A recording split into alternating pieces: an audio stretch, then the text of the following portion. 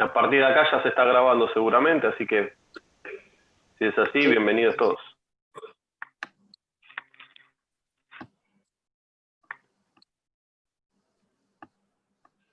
Ahí estamos en vivo. ¿Ya estamos en vivo por YouTube? Sí, estamos en vivo, sí. 21 espectadores tenemos. Bueno. Perfecto. Gente, ¿cómo va? Bienvenidos a mi canal, a 44 Magnum. Estamos acá con el resto de los canales de Acaras, Topping Power, Tiradores Argentinos, Condición Cero, Sebastián Escopeta, Cecilia Rodas y Patagonia Supervivencia 4x4. Y por supuesto el invitado especial prometido, el doctor Francisco Neto. Hoy vamos a hablar de lo que es portación civil y lo que es la punta hueca o de expansión controlada, las características legales, ¿sí? Y para que ustedes sepan qué es ACARA, es una agrupación de canales argentinos de armas, ¿sí? Nos decidimos juntar todos, unir fuerzas para ayudar al legítimo usuario, ¿sí? Y a quien quiera ser legítimo usuario, ¿sí? Así que nada, chicos, si se quieren presentar ustedes para la gente que por ahí no los conozca, adelante. Bueno, ya que inauguro, soy Sebastián Escopeta, soy de la provincia de Mendoza, legítimo usuario, tirador, fanático de las escopetas y bueno, muy feliz de estar acá con una personalidad como el doctor Oneto y todos los otros canales y bueno, para llevarle toda la información que les sea útil a los legítimos usuarios y a aquellos que quieran ser legítimos usuarios. Bueno, mi nombre es Rodrigo, soy de Condición Cero y bueno, antes que nada darle un fuerte abrazo a todos los que son padres, los que hacen de padres y madres, madres y padres, etcétera, y un abrazo grande para mi viejo que es el Día del Padre y un abrazo para todos.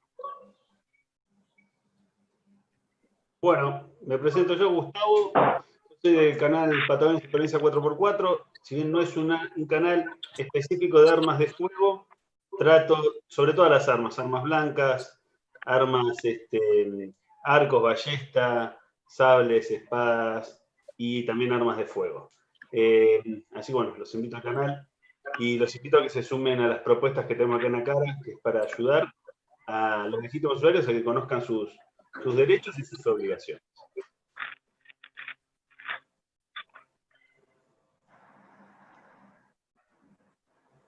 A mí. Bueno, ¿cómo andan? ¿Todo bien? Qué placer estar en un nuevo vivo, el segundo de Acara. Está buenísimo formar parte de esta agrupación que intenta, como dijo bien Juan, bueno, traer primero información confiable. En este caso tenemos el placer de tener a un referente como es el doctor Oneto para todo lo que es legal. Si bien en este grupo también hay dos abogados, pero tenerlo Oneto la verdad que hoy es un privilegio. Y bueno, como decía Juan, invitar al que está dudando, quizás el que se está interiorizando de las armas, que le gusta, que tiene capaz algún miedo, que pueda sacarse todas las dudas y lo queremos contar como un legítimo usuario, como un compañero más de esta linda pasión. Así que bienvenido a todos los que están ahí, ya somos más de 350, así que un abrazo grande a todos. ¿Ceci? Buenas, ¿cómo están? Yo soy Cecilia Rodas de Córdoba, practico la disciplina de tiro práctico, siempre me dediqué al tiro deportivo, así que bueno, estoy feliz de poder participar de este vivo para aprender un poco más y aportar un poco desde el lugar mío como tiradora deportiva, como mujer. Le mando un feliz día a mi papá, que fue el que me inició en el mundo del tiro. A Daniel, te mando un abrazo, que tengan un feliz día para todos los padres y bueno, los invito a mi canal y espero que disfruten de este vivo. Bueno, mi nombre es Pablo, soy del canal Stopping Power. Desde ya agradecerle a todos por estar hoy acá con nosotros. Y bueno, soy abogado, legítimo usuario, así que también los invito a pasarse por mi canal y a compartir este vivo. Aprovecho también para saludar a todos los padres, en especial al mío, le mando un gran abrazo, así que espero que disfruten esta transmisión. Me hacen sentir mal, yo no le mandé saludo a mi padre. Bueno, Saludos, dale, papi. mandale, Saludos, mandale. papi. Gracias. Juan, habilitate el micrófono, me parece que lo tenés deshabilitado. En el celu. Sí, estaba deshabilitado. Lo había deshabilitado. Bueno, vamos. Bueno, vamos a arrancar con el tema de portación de arma de fuego, ¿sí? Y quería que Francisco, el doctor Oneto, nos diga primero la diferencia entre tenencia e importación, y específicamente luego qué es la aportación de un arma de fuego, ¿no es cierto? ¿Arranco? Arranque nomás. Bueno, antes que nada, buenas tardes a todos. Gracias por la invitación. Espero estar a la altura de las circunstancias. Espero brindar algún tipo de conocimiento por sobre el que ya tienen al respecto del tema. Y lo primero que quiero decir es que lo que lo voy a decir no lo inventé, es todo producto de lectura y estudio. Y puedo estar equivocado en muchas cosas, e incluso podemos ya intercambiar alguna idea que nos va a hacer salir sin duda enriquecidos a todos del intercambio. Respondiendo a tu pregunta, Juan, a ver, la tenencia del arma, creo que todos sabemos lo que es tener la disponibilidad del arma en el domicilio que uno denunció ante el AMAC ex Renata. Portar el arma, ahí entramos en un problema, que es la definición de portación. Básicamente hay dos definiciones. Una es transportar el arma en condiciones de disparo, en condiciones inmediatas de disparo. La segunda es transportar el arma en condiciones inmediatas de disparo en un lugar público o de acceso público. La segunda definición es la más extendida, es la que se aplica en la doctrina y la jurisprudencia, pero también conlleva una cuestión de coherencia, porque mucha doctrina y mucha jurisprudencia aplican esa definición, pero a su vez sostienen que llevar el arma en el auto es portación. Y entonces ahí arrancan las discusiones, a ver, acerca del auto sí, el auto no. De hecho, recuerdo una anécdota bastante divertida en una audiencia de ofrecimiento de prueba para un juicio, donde nosotros le hemos pedido una suspensión de juicio a prueba por este tema, en el cual el fiscal no quería conceder la suspensión de juicio a prueba, porque él decía que esto no era tenencia, sino que era aportación, porque en el fragor de la audiencia dice el auto es un lugar público, y me acuerdo que en la réplica le digo, bueno, doctor, si el auto es un lugar público, la verdad que vi su auto, me parece bastante agradable, así que cuando yo me audiencia me voy a ir en su auto, porque es público. Con lo cual, eso es a lo que va llevando esta cuestión. Entonces, bueno, si quieren me meto con el tema del auto o espero la próxima pregunta, no sé cómo prefieran. O si quieren ir especificando las respuestas, direccionándolas. No, es un tema interesante, Fran, esto. El tema del auto, de llevar un arma lista para uso inmediato dentro del auto. Porque hay mucha gente que, como vos dijiste, cree que el auto no es un lugar público. Claro. Bien, acá hay varias cuestiones. La primera cuestión, a ver, la primera defensa que tiene, es muy común, ante todo quiero decir que es muy común que el legítimo usuario lleve el arma en un lugar público, en el auto. Entonces queda esta cuestión de si el auto es un lugar público o no es un lugar público. Claramente el auto no es un lugar público. El auto es, de hecho, la demostración fehaciente de que no es un lugar público es que hace falta una orden para realizarlo. Ahora bien, lo que muchos fiscales te dicen o jueces, bueno, si bien no es un lugar público, está sobre un lugar público, que es la calle. Con lo cual, eso implicaría que sea análogo a llevarla en lugar público. Entonces ahí tenemos un primer problema que surge de la dogmática penal misma, que es no se puede aplicar nunca analogía en contra del imputado. Es decir, cuando la norma penal dice el que portare un arma de fuego, es arma de fuego, no es un cuchillo, no es un aerosol con un encendedor, es un arma como la define el decreto 395-75. con la misma lógica, no se puede equiparar analógicamente lugar público a lugar privado inserto en lugar público. Del otro lado hay una realidad. Nuestra casa también está en un lugar público, está sobre la vereda, con lo cual no aplica el concepto.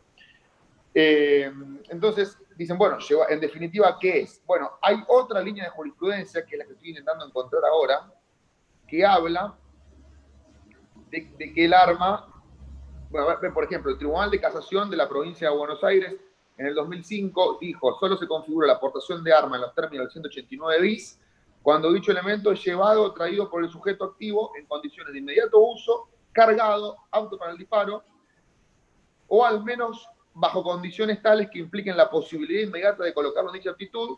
El tipo objetivo requiere que la traslación sea realizada en lugar público. Entonces, bien, otra corriente jurisprudencial dice, esto lo dice el Tribunal de Casación de la Provincia de Buenos Aires, otra corriente jurisprudencial dice que llevarla en el auto es tenencia. Esto lo ha dicho en el 2012 la Cámara Nacional de Apelaciones en lo Criminal y Correccional, Sala 1, causa 44548 del 2012. ¿Qué dijo en esa ocasión? A diferencia de la tenencia, la aportación de arma de fuego no puede ser compartida. Si bien la primera solo implica contar con la posibilidad de disponer de tal objeto, la segunda requiere llevarla corporalmente en condiciones de inmediato uso. Esto era en un caso que el arma iba en el asiento de atrás de un auto. Entonces, ¿qué requisito agrega este fallo? Llevarla corporalmente, lo cual conllevaría que ya no solamente hay que llevar el arma en condiciones inmediatas de disparo, en lugar público o acceso público, no que en contacto con el cuerpo. Con lo cual, agrega un requisito más. Es un tema bastante confuso. Mi opinión es que llevar el arma en el auto, cargada en condiciones inmediatas de disparo, no es delito. Esa es mi opinión desde un punto de vista dogmática. Mi consejo es que no la lleven, porque el problema lo van a tener igual. Con lo cual van a decir, bueno, pero ¿cómo es que tu opinión es contraria a tu consejo? Porque mi opinión es para cuando tuviste el problema, a ver si te tengo que defender. La realidad es que si podés evitar el problema, mejor evitarlo. De más está decir que llevar el arma en el auto con la munición por un lado y el arma por el otro no es delito. También es algo bastante parecido a suicidarse, porque si te llegan a venir a asaltar y te encuentran el arma dentro del auto, es muy probable que termines muerto. Pero bueno, digamos, ahí uno va a priorizar si decide llevarla así o no llevarla así, o directamente no llevar un arma arriba del auto. Con lo cual, la conclusión es que hay la mitad de la jurisprudencia de un lado, la mitad de la jurisprudencia del otro, literalmente, pero que el consejo práctico y seguro es no llevarla en el auto la pistola cargada, independientemente después de las cosas que uno pueda hacer, si la lleva cargada para en el momento descargarla o hacer lo que le parezca bien, que bueno, que eso ya queda en el libre albedrío de cada uno y no es ni aconsejable ni desaconsejable. Hay un dedito levantado que no sé si no es una pregunta. Sí, doctor. Seba. Le voy a hacer una pregunta, digamos, que me la han preguntado muchas veces, sobre todo en el polígono. Sí. Por ejemplo, ¿qué le aconsejaría usted a un legítimo usuario que lleva el arma completamente en condición de disparo? ¿Sí? O sea, perdón, completamente el transporte legal no está en condición de disparo, está la munición separada del arma, ¿sí? El cargador vacío, pero que se encuentra ante un control policial en el cual el efectivo sí o sí le insiste que es portación, le insiste que tiene que dejar el arma, le insiste que lo va a llevar detenido. ¿Cuál sería su consejo? Mirá, en esas situaciones es muy difícil discutir con la policía, porque el policía en general obra de buena fe y pensando que, bueno, quiero pensar, ¿no? Pero la mayoría de las veces es verdad, obra de buena fe pensando que está en lo cierto. Entonces, uno, para lograr demostrarle que está equivocado, tiene que tener un conocimiento superior al policía y bastante superior, porque no solo tiene que superar el umbral de conocimiento policial, sino que tiene que superar el umbral de autoridad policial.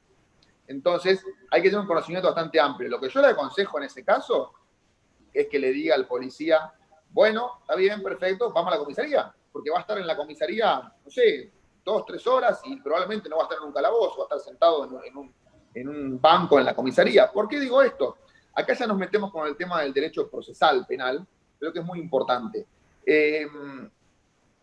A ver, por supuesto que esto no va a llegar nunca a una prisión preventiva y el prevenido se va a ir a los, no sé, depende, en el tiempo que tiene el teléfono del fiscal. Van a cursar consulta con la fiscalía y en el tiempo que tiene el teléfono del fiscal lo van a liberar. Pero al margen de eso, es muy importante cuando uno tiene un problema, y esto por ahí metiéndonos en legítima defensa, uno tiene un problema de legítima defensa, es muy importante ponerse automáticamente a disposición de la autoridad judicial.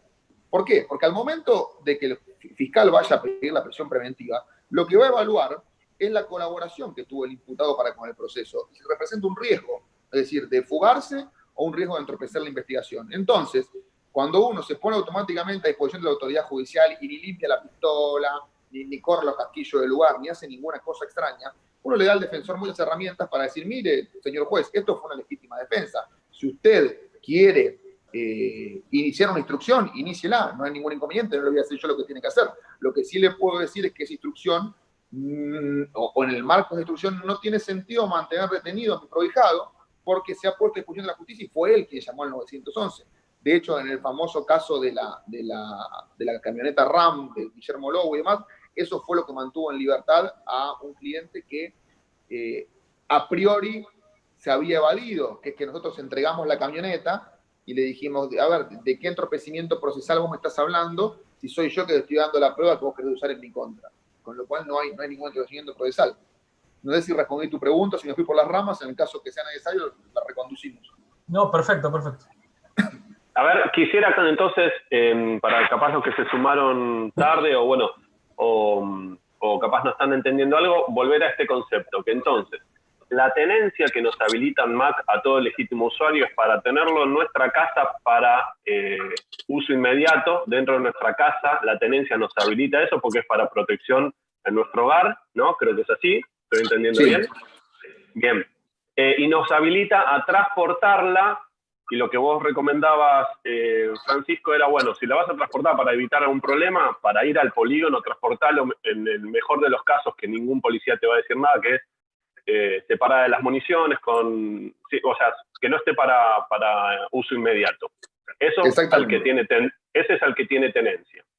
Sí. Y la diferencia con el que tiene la aportación, que la verdad que en este país son muy pocos, porque no están saliendo las aportaciones para civiles, la aportación es justamente capaz lo contrario, es tenerla también en la vía pública, adosada a nuestro cuerpo y lista para uso.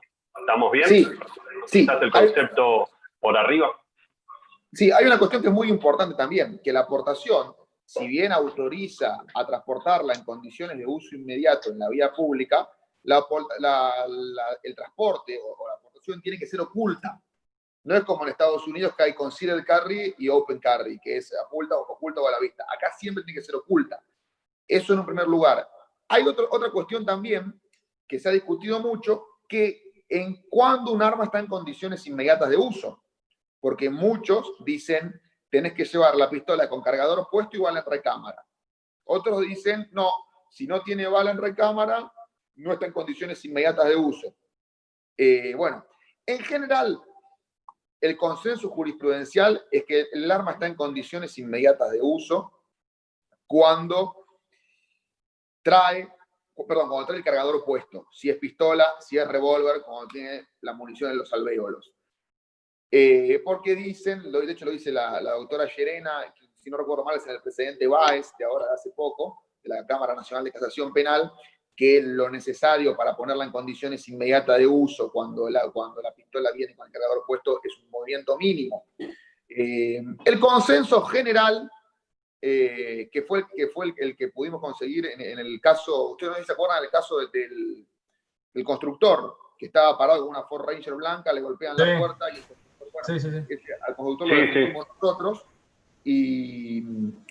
y lo que el consenso, lo que él dijo en su indagatoria, que era que traía el cargador por un lado, la pistola por el otro, que la cargó en el momento, y bueno, eso se consideró tenencia. La realidad es que si nos vamos a guiar por lo que dice el decreto del RENAR, algunos aconsejan incluso transportar en vehículos separados, es decir, en un vehículo transportar el arma, en otro la munición. Me parece una exageración, me parece un buen consejo de seguridad para si el policía nos revisa el auto, decirle acá no pasó nada, es sí llevar la munición fuera del cargador. Porque muchos dicen, bueno, ha habido fiscales que nos han dicho, a ver, ¿cuál es la diferencia? De hecho, en este caso pasó. ¿Cuál es la diferencia entre llevar el cargador puesto sin bala en recámara o llevar el cargador en el bolsillo? No hay ninguna. Pones el cargador, pasás bala en recámara y se acabó. Pero la jurisprudencia, haciéndose gala de la parábola de Ubuli y de Mileto, ha dicho, mirá, en algún punto hay que poner la diferenciación, y la diferenciación para nosotros es llevar el cargador por fuera de la pistola, con lo cual estaría la munición separada del arma. Bien, entonces vos decís que el consejo es o que se podría poner el cargador con balas en un bolsillo, en una mochila, el arma en otro bolsillo de la misma mochila y capaz en el baúl, y eso estaría bien. Sí, o incluso, sí, eso sí, estaría perfecto. Incluso más, podría llevar la pistola en la guantera y el cargador en el buche, y también estaría bien. Lo más seguro es llevar, mi opinión, ¿no? La pistola, no sé, abajo del asiento, el cargador en la guantera y las municiones en el buche del auto. Me parece lo más seguro ante que digan, papá, es imposible que yo use esta pistola en este momento. Y el revólver, como no tiene cargador, bueno, las municiones en el buche y el revólver en la guantera. Sí, igual yo quería agregar algo ahí. Intentar siempre llevar el arma en su estuche de transporte. Claro. Sí. Es mucho más fácil poder explicar que esa arma no está a disposición cuando se encuentra en su estuche original. Sí. Bueno, ojo, a ver, si en realidad, si queremos ser completamente legalistas, hay que guiarse, creo que si no recuerdo mal, es el artículo 58 del 395, del decreto 395-75. A ver, espera que les voy a decir con precisión cuál es el artículo que habla del transporte. Perdón, exportación 125. El artículo 125 del decreto 395-75 especifica cómo es el transporte hecho en debida forma. Y es verdad que es así como él dice, tiene que el arma en su estuche y las municiones separadas del arma, y en mi opinión, si vos tenés una pistola, porque recordamos que el decreto es bastante viejo, ¿no? En el año 75 acá, yo no sé cuántas personas tenían acceso a poder comprarse una pistola semiautomática. Lo más común era tener una Eibar 38, era lo que tenía el legítimo usuario, lo más común. Con lo cual reitero, lo mejor es llevarlo en esas condiciones. Ceci quería hacer una pregunta. Sí, Ceci, querías preguntar. Algo que por ahí me parece que genera un poco la confusión, de hecho yo durante muchos años lo pensé, es que la aportación estaba prohibida en Argentina. ¿Está prohibida para los civiles o está regulada? ¿Cualquier persona puede pedir una aportación siendo legítimo usuario? Sí, la aportación vos la podés pedir, el tema es que te la den. La realidad, yo la última vez que intenté pedirla, esto no lo digo por conocimiento del derecho, sino lo digo por experiencia propia, lo que me dijeron es que yo tenía que acreditar algo así como que el Estado no estaba en condiciones de cuidarme, y mediante un decreto especial y por el plazo de un año me lo iban a dar, lo cual es bastante difícil de acreditar porque es un parámetro demasiado subjetivo, que ya ahí entramos en terreno del derecho administrativo, porque la ANMAC se rige por el derecho administrativo. Y como el decreto que tiene que sacar el ANMAC para otorgar la aportación del arma es una facultad de lo que se llaman facultades discrecionales de la administración, lo que es la oportunidad, mérito y conveniencia del decreto, que es lo que regula esas facultades, es algo bastante librado a la voluntad del director. Con lo cual, a la fecha, es algo que no es un secreto para los legítimos usuarios, realmente sacar una aportación es casi imposible. Con lo cual, claro, si bien está regulado, te diré que hay una prohibición de hecho. Bien, de hecho por ahí se genera un poco la confusión en las preguntas que hemos estado juntando de los seguidores, de que por ahí un juez o un abogado, por ser juez o abogado o instructor de tiro, puede tener derecho directo a una aportación, y no es tan así. Jueces, fiscales y diputados, sí. Abogados no. Abogados no. No tenemos ningún tipo de contemplación nosotros en ese sentido. Ni siquiera, perdón, Fran, ni siquiera, por ejemplo, vos siendo abogado penalista, obviamente hay veces que tenés que defender delincuentes, gente peligrosa, ni siquiera alegando que sufriste amenazas, casi no hay forma, ¿verdad? No. De hecho, yo cuando fui a pedir la aportación, fue una situación personal que tuve conmigo y con mi papá, que derivaba de una causa que yo llevaba que era bastante intimidante, y estaba la denuncia hecha por la situación, había investigación en curso y aún así no me concedieron la aportación.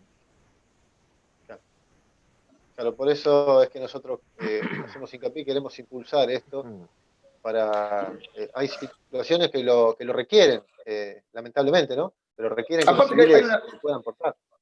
Hay una realidad, lo que termina haciendo el Estado, y por supuesto que no está bien hacerlo, pero lo que termina haciendo el Estado es empujar la ilegalidad.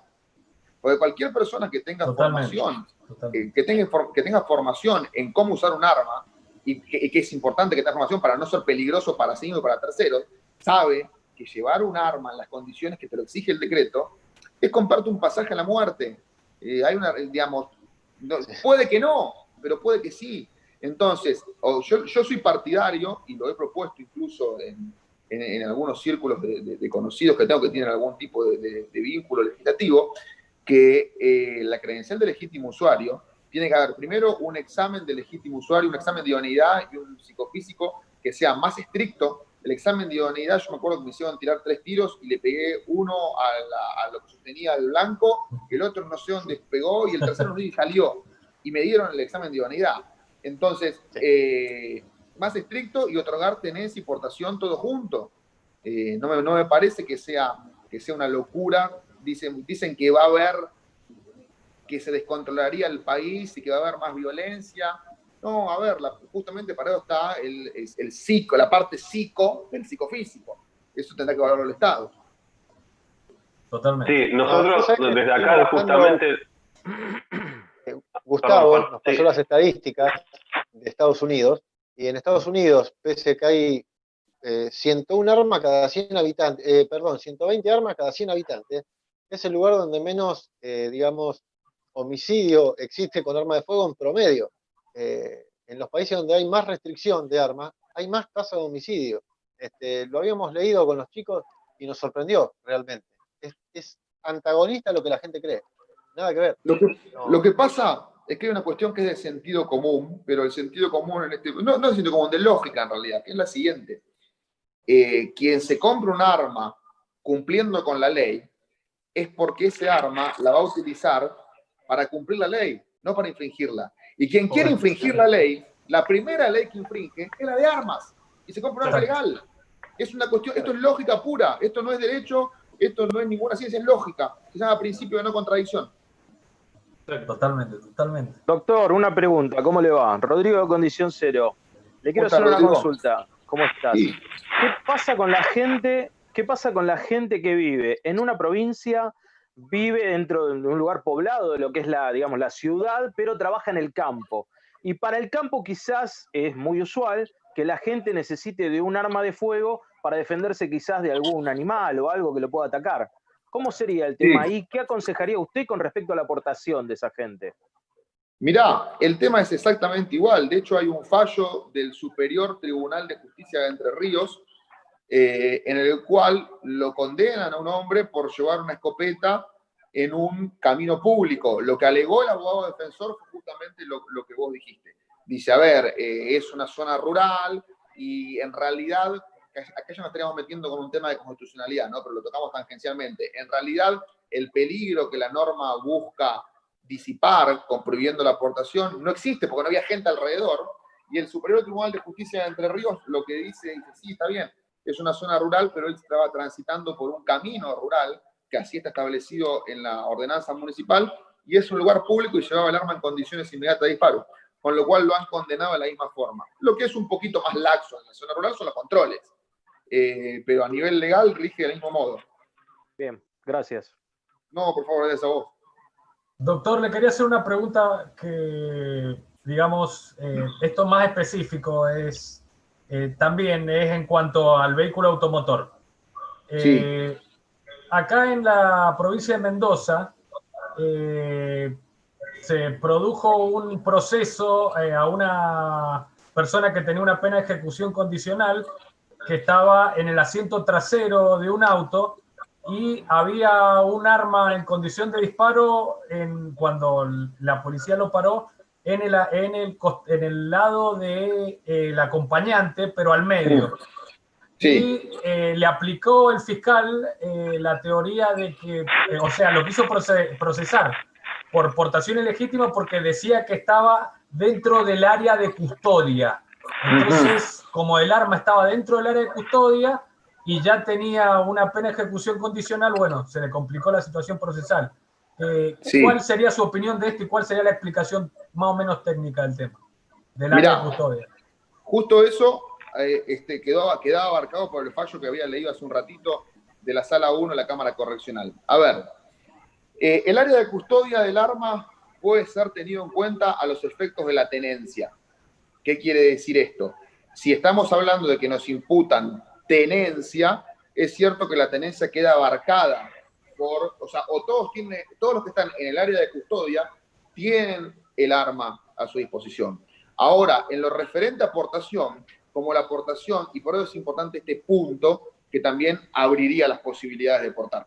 Como la aportación exige el contacto corporal entre el arma y quien la detenta, entonces la aportación sería necesariamente personal, a no ser que fueran dos personas caminando con las caderas pegadas y llevan la pistola caminando juntos. Entonces, ahí en ese caso, bueno, podríamos hablar de una aportación compartida, aunque se me hace un escenario bastante difícil. De todas formas, el gran problema que tiene esto es que, a ver, así como la Cámara Criminal ha dicho esto en 2012, a nosotros en el año 2017, en el presidente Marquesano, nos dijo que la aportación podía ser compartida, cosa que por supuesto dijimos es absurdo. Es absurdo. Incluso es más, se hablaba de un caso de abuso de arma en el cual 3 individuos habrían disparado contra uno, sin herirlo, por supuesto. Y como estaba descrita la conducta, porque nosotros ¿qué decíamos? Decíamos, bueno, vamos a suponer que Marquesano, que era nuestro asistido, venía portando. Ahora bien, Marquesano deja de portar cuando uno agarra el arma y dispara. Y el fiscal dice, no, porque dispararon los 3. Pero, señor fiscal, ¿en qué momento se pasaron el arma? No se la pasaron. Bueno, pero a ver, usted me está diciendo que los 3 empuñaron el arma y dispararon. Con este ridículo llegamos a un juicio, ojo. Por supuesto que fue absuelto en el juicio, pero la realidad es que utilizaron la teoría del área de custodia con respecto a la aportación. Mi opinión es que es equivocada, pero reitero, mi opinión es equivocada y la opinión de la Cámara del Crimen en este fallo que le leí también dice que es equivocada. Ahora, el tema de tenencia y portación es realmente muy espinoso. Muchas gracias. Pero incluso también hay otro tema, perdón que me meto ya con dogmática penal, pero habría que ver si la conducta estaba abarcada por el dolo del sujeto, o hablando en español, hablando más tranquilo, o más entendible. Habría que ver si el tipo sabía que había una pistola en el asiento al lado, porque yo mañana me subo al auto de un amigo y en el baúl tiene una Mac, y la verdad que no lo sé que la tenía, qué sé yo, ¿me entendés? Entonces, si bien es una cuestión de hecho y prueba, también es importante, y lo peligroso de esto es que es muy común que se presuma la culpabilidad. O sea, es muy común que el fiscal diga, vos estabas ahí, demostrame que no sabías. Lo cual, aparte de ser un problema de orden lógico, porque es una falacia ad ignoratiam, es un problema de orden constitucional, porque estamos presumiendo en contra del reo. Exactamente, sí. Fran, recién nombraste abuso de arma. Sí. O sea, con la aportación puede ir de la mano. Si alguien tiene aportación, hacer ostentación o abuso de arma. ¿Vos podrías definir esas dos determinaciones brevemente? ¿Qué es abuso de arma y qué es ostentación de arma? Sí. A ver, la ostentación de arma, primero, no es delito, no está en el Código Penal. Es una contravención en algunas localidades, digamos. Eso habría que ver los códigos de falta de cada localidad. Por supuesto, a ver, la ostentación de arma per se no es delito. Si yo veo a un tipo con una pistola en la mano y le digo, ¿qué estabas diciendo? Vos hacete el pícaro ahora. Bueno, es una amenaza agravada por el uso de armas. La ostentación per se no es delito. El abuso de armas es una figura bastante compleja de definir, sobre todo porque se confunde con la tentativa de homicidio o con la tentativa de lesiones graves. ¿Por qué? Porque abuso de arma es disparar un arma contra una persona sin llegar a herirla. Es decir, es un elemento psicológico muy difícil de lograr comprobar, ¿Por qué? Yo mañana tengo un tiroteo con una persona y resulta que hacía 6 meses que no iba al polígono, tiré y le pegué a todo menos a él, y si uno por él lo quería matar. Pero en realidad lo van a tener calificando como abuso de arma, o al revés. Está la posibilidad, que acá nos metemos en un tema dogmático complejo, que es muy interesante, no creo que le interese a nadie acá lo que esté escuchando, pero desde el punto de vista del derecho es muy interesante, que es qué pasa si yo quería abusar del arma y le terminé pegando. Hay un tema que es muy interesante. Pero el abuso de arma, lo que implica es disparar un arma contra una persona sin llegar a herirla. Perfecto, excelente. Gus, ¿querías preguntar algo? Sí, yo tenía una pregunta que, bueno, como yo soy fanático de las armas blancas, tenía que ver con el tema armas blancas, lo habíamos estado hablando con Juan el otro día. ¿Qué pasa cuando alguien te va a agredir con un cuchillo, con un machete, en intento de robo en tu propiedad, estamos hablando, ¿no? Y vos lo abatís con un arma de fuego? ¿Estás haciendo abuso de fuerza o es una legítima defensa? Bueno, ahí nos metemos con la racionalidad y con la necesidad del medio empleado. Perdón, con la racionalidad y con la proporcionalidad, porque la racionalidad y la necesidad, en definitiva, son lo mismo. Estos son temas muy casuísticos. ¿Por qué? Hay que ver las circunstancias. Si vos estabas en tu casa y tenías a disposición una katana, una cimitarra, una Glock 19 y un gas pimienta, en realidad haber elegido la Glock 19, en principio el medio sería irracional. Lo racional sería elegir la katana. Después, si no te quedaba otra que elegir la pistola y vos le colocaste 5 impactos en la cabeza, sería desproporcionado. Entonces, acá entramos en una cuestión casuística, que para resolverla de forma sencilla, lo que dice la jurisprudencia es que quien resuelve el caso, o sea, el juez, tiene que ponerse en lugar de la persona que se defienda al momento de decidir. ¿Qué dice esto? Es decir, vos no le podés exigir al que está recibiendo la agresión que, suponiendo que tenga para elegir entre una katana, una cimitarra, un pimienta y una Glock, en ese momento diga, a ver, me parece que lo más razonable es la katana. Bien, vamos a usar la katana y le voy a infligir un corte bajo la axila para que se caiga la mano. No, el tipo en ese momento está en una situación de completa, de shock, digamos, donde elige lo que tiene a mano y lo que le parece más eficiente. Hay otro tema, que también lo define la jurisprudencia. La jurisprudencia dice, la proporcionalidad del medio empleado no implica equidad. Dice, una cosa es proporcional, otra cosa es equitativo. El medio empleado, obviamente que siempre va a estar por encima en cuanto a agresividad que la agresión que se intenta repeler, porque si no, no sería efectivo para repelerla. Entonces, tiene que ser proporcional, no tiene que ser igual o equitativo. Un tercer punto en el que se fija la jurisprudencia en este tema es en el entrenamiento que tiene la persona que recibe la agresión.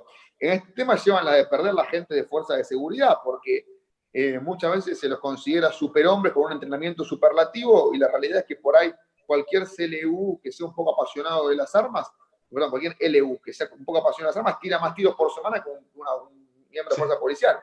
En ese sentido, en La Plata se ha condenado a un policía que estaban atacando al hermano a puñaladas y él lo defendió a tiros y mató a los agresores.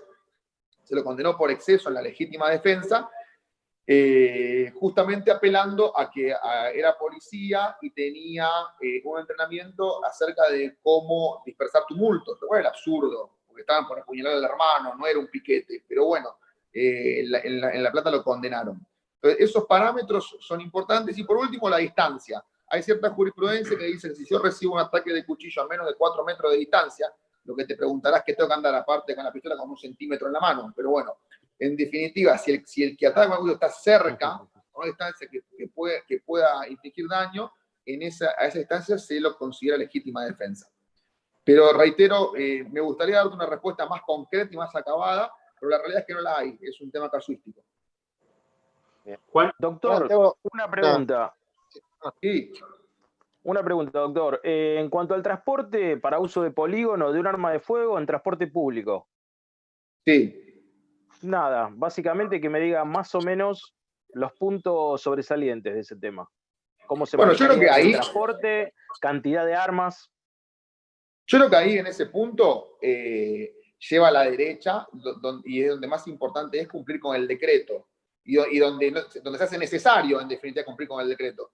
Porque, a ver, sí creo que sería importante llevarla, como dice el decreto, en su estuche, la munición en la cajita de la munición, en un bolsillo, los cargadores dentro del estuche del arma, por supuesto, y la cantidad de armas, podés transportar la cantidad de armas que tengas credencial de legítimo usuario y que te dé el físico, porque no sé si con más de 7 o 8 armas podés ir con una mochila, pero si te da el físico, sí, no hay problema. Bien, muchas gracias. No, de nada. Bueno, Juan, te perfecto. quería preguntar- Sí. Dale, Juan, sí, discúlpame. Algo para redondear este tema que quedó en el tintero. En este caso, por ejemplo, yo soy de la Fuerza, instructor de tiro defensivo, en teoría estoy preparado. Cecilia Sí. Rodas, campeona de tiro.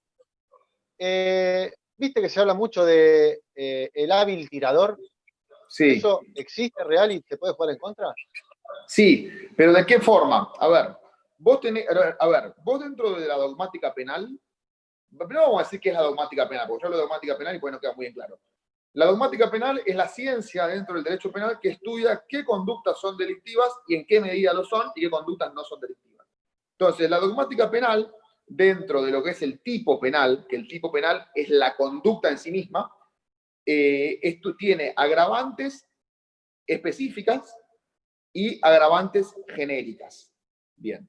Las agravantes específicas, como está escrito, que tiene una pena más grave el que sea hábil tirador. Y después están las agravantes genéricas, que son las que están en el artículo 41 del Código Penal, que dicen que al momento de graduar la pena debe tenerse en cuenta las circunstancias del hecho y las condiciones personales del imputado.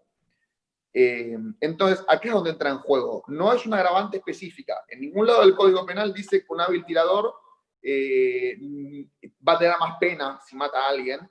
Como en ningún lado del Código Penal dice que el boxeador tiene la mano prohibida, es otro mito. ¿Sí? Que el boxeador, no, mentira. Lo que pasa es que si yo soy boxeador y me agarro trompada con uno, le arranco la cabeza trompada, es muy probable que si el delito de lesiones graves tiene una pena que va de 3 a 10 años de prisión, a mí me den 8, porque me van a decir, vos sabías que tenías una posibilidad real de matar a una persona a golpes, si la mataste son 8 o 25. Pero sabías que tenías la posibilidad real de lesionar a una persona y la lesionaste todo lo que pudiste. Entonces, lo del hábil tirador se va a tener en cuenta en el caso de un delito para graduar el quantum punitivo entre el mínimo y el máximo, y en el caso de una legítima defensa para establecer si estamos dentro de legítima defensa o dentro de un exceso de la misma, que es un tema muy importante. No me quiero ir de tema, pero es muy importante especificar que para que haya exceso de legítima defensa, quien se defiende debe estar primero en legítima defensa. O sea, es decir, el exceso de legítima defensa es que uno se excedió en uno de los requisitos, que en general el único requisito en que uno se puede exceder es en la proporcionalidad o en la necesidad racional del medio.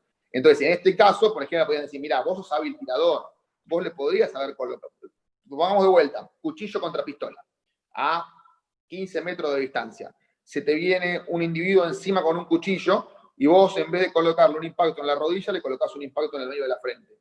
Y te dicen, hubo un exceso. Vos claramente le podrías haber colocado un impacto en la rodilla. Entonces, en ese sentido puede llegar a... Ojo, yo te voy a decir, yo no sé si podés, ¿no? Pero el juez te va a exigir eso. En ese sentido puede llegar a generar algún tipo de controversia. Si el juez nunca Doctor, una duda recurrente que hay, una duda recurrente que hay en los legítimos usuarios es, y muy común, que lo he escuchado, me lo han mandado como mensaje, es aquellas personas que no tienen portación, pero van a despedir a un familiar a la calle, que se vaya, se suba al auto y se vaya, o a sacar la basura a la noche, en el horario estipulado de sacar la basura, y salgan con la pistola por un tema de seguridad en cuanto a, digamos, su casa, ¿no? ¿Cómo es ese tema? ¿Cómo sería jurídicamente correcto ese tema? Bien, a ver, ahí hay que diferenciar varios supuestos.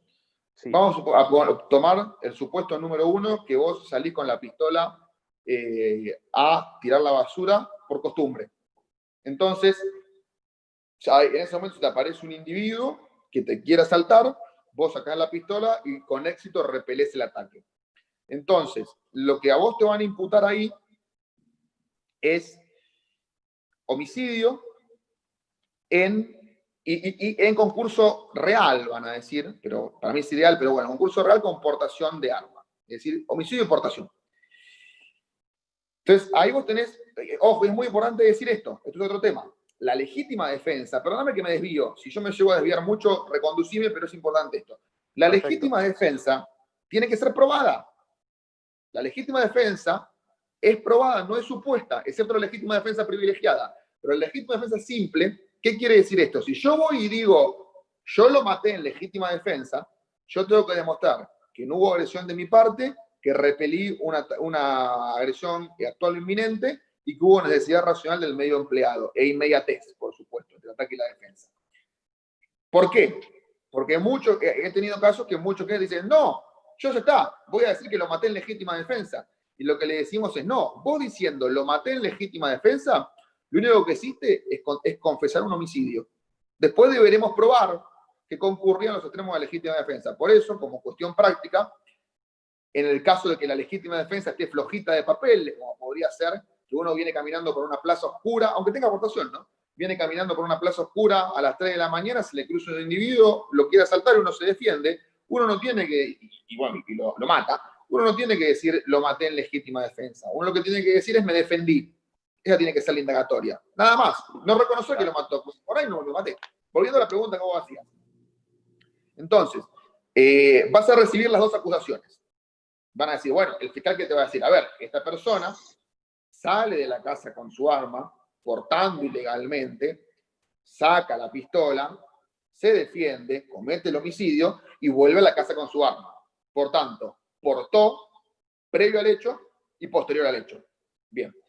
Entonces, acá la defensa es muy concreta. Es decir, no, posterior al hecho no portó. La aportación posterior al hecho queda abarcada por el homicidio agravado por el uso de arma, porque quien comete un homicidio con un arma después se va del lugar con el arma. Lo contrario sería exigirle que la descarte. No. Entonces queda abarcada por eso.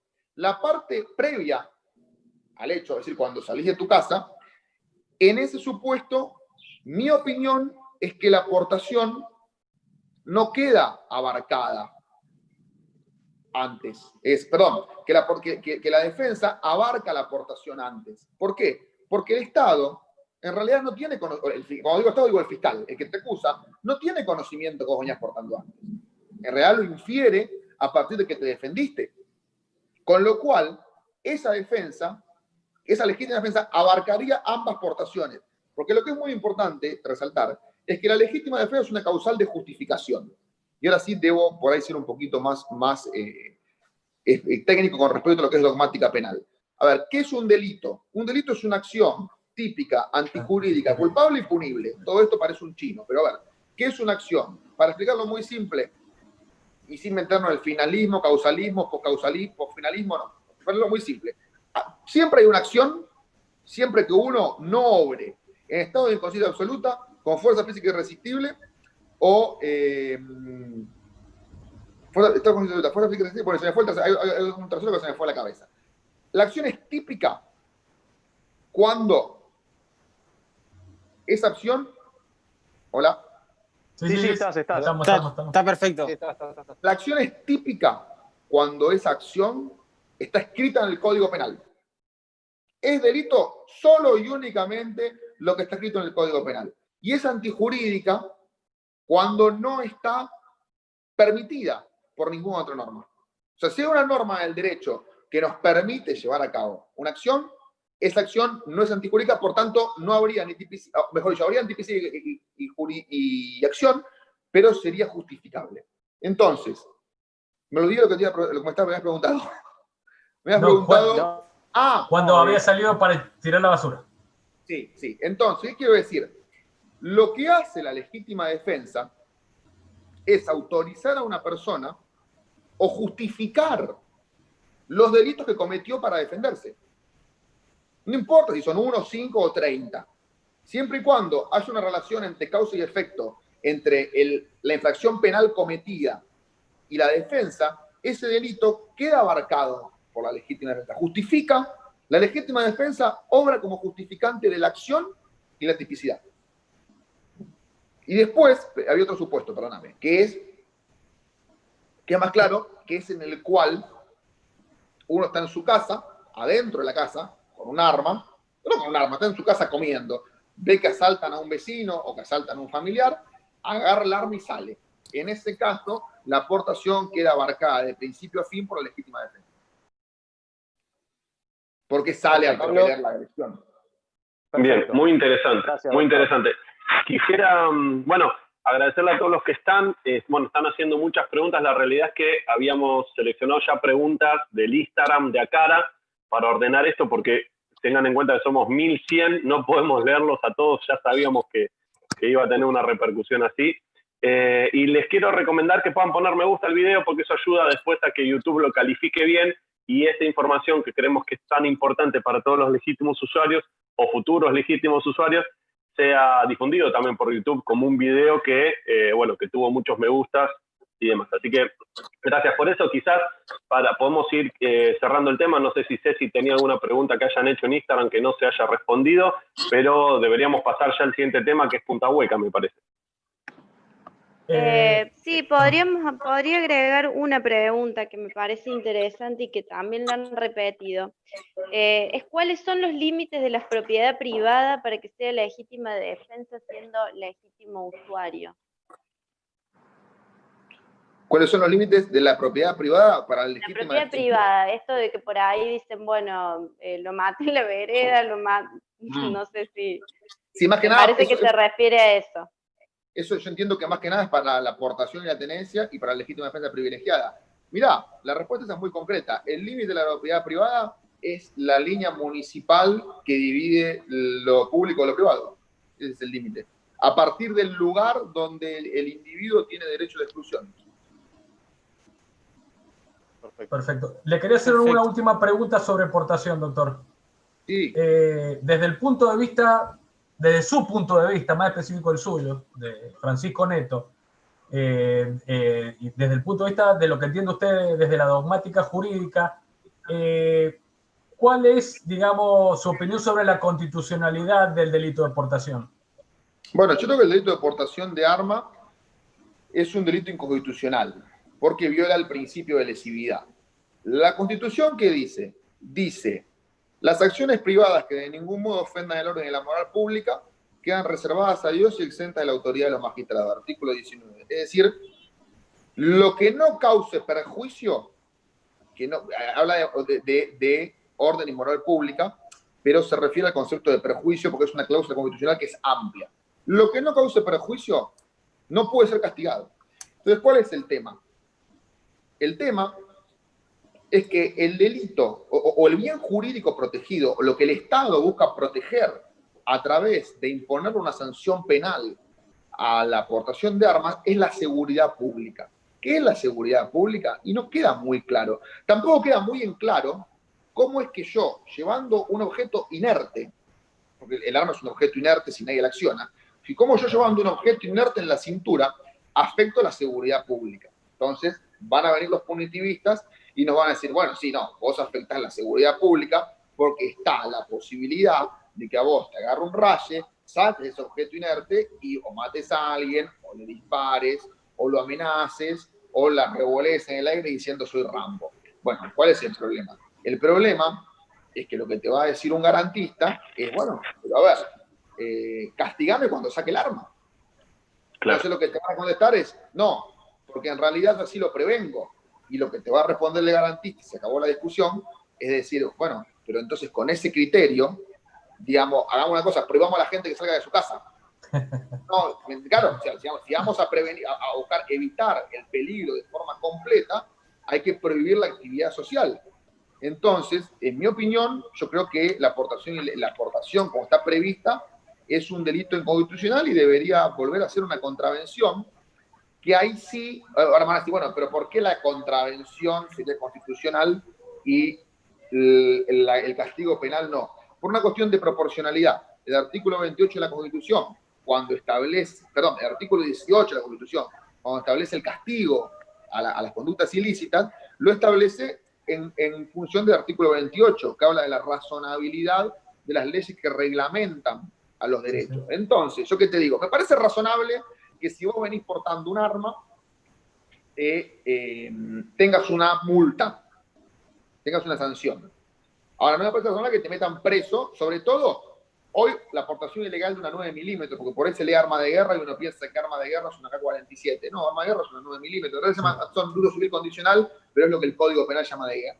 La aportación de una 9 milímetros tiene una pena mínima que va de 3 años y 6 meses, y máxima de 8 años y 6 meses. Es decir, no es escarcelable, como antiguamente se decía el delito. Entonces me parece una exageración. Por otro lado, va a venir quien te diga, bueno, pero pará, con tu criterio, yo traigo 3 granadas en la mochila y un M16 colgando de la espalda y me tienen que poner una multa. Y digo, y la respuesta es, pero probablemente si vos traes 3 granadas en la mochila y un M16 en la espalda, no vaya a quedar ahí la cosa. Digamos, claro. Delito. Y aparte, y si el objetivo era frenar esa comisión de delito, la frenaste, porque la policía te va a ver y te va a decir, loco, ¿dónde va? Ni que te vamos por la multa. Entonces, quiero decir, es una posibilidad de que el ciudadano se motive por la norma con una consecuencia penal o sancionatoria, no es penal, en realidad es administrativa, con una consecuencia sancionatoria más razonable. Perfecto. Está bien. Perfecto. Yo creo que ya podríamos pasar a otro tema, ¿no? Sí, con el tema de puntas de expansión controlada, o comúnmente conocidas con punta hueca.